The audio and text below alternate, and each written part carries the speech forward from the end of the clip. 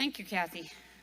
I'm Sister Kristina DeNeve, and I'd like to tell you a little bit about our LGBTQ ministry.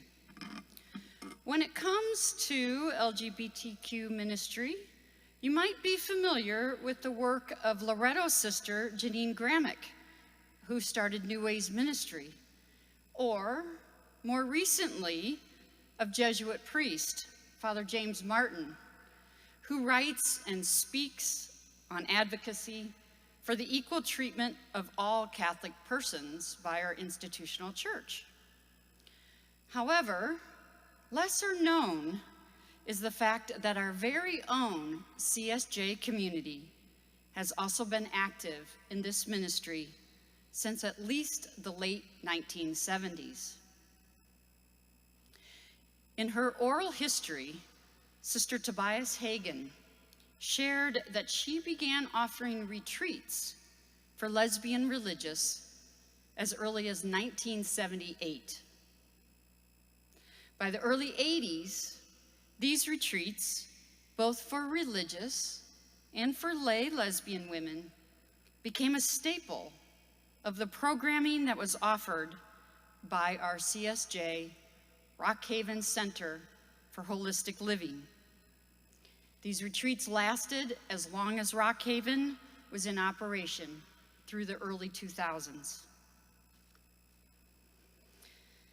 The importance of Sister Tobias's ministry is really well attested to in a recent book, Show and Tell Time, in a recent book published by New Ways Ministry called Love Tenderly, Sacred Stories of Lesbian and Queer Religious. In this anthology, 24 religious share their stories of coming to know and truly accept themselves as both religious and queer. What is remarkable to me, especially as our newest member in this community, is that Rockhaven and Sister Tobias figure prominently in at least 1/3 of the stories that are in this book, of these precious stories of these women religious who have been ministering throughout the country over these decades in, you name it, wherever sisters go, right? But Sister Tobias is not the only sister of St. Joseph to be engaged with ministry with the LGBTQ community. In the 1990s, our province itself welcomed the St. Louis chapter of Dignity to begin holding Mass right here in Holy Family Chapel.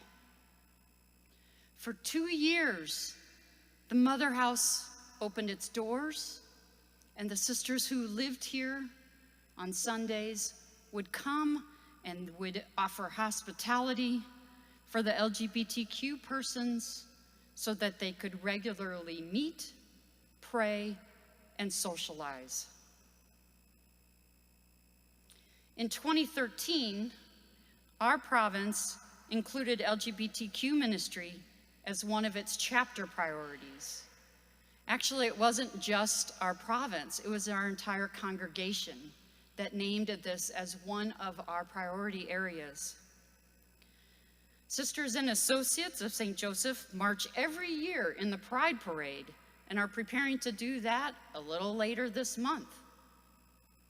And Sister Nancy Corcoran has been actively ministering with transsexual persons, with their parents, and with their extended family since 2015.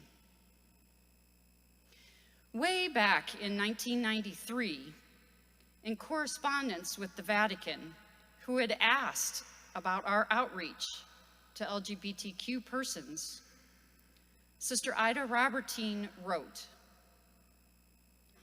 "This is one of those difficult issues with which I believe we, the Church, and the larger society will be exploring for a long, long time." She wrote this in '93. What the gospel response is and what it should be does not yet seem clear. Okay, well, I'm looking at what I've just shared, and I have to say that maybe while the institutional church and our larger society are still working at what it means, it does appear that the Sisters and the Associates of St. Joseph have indeed decided on our gospel response.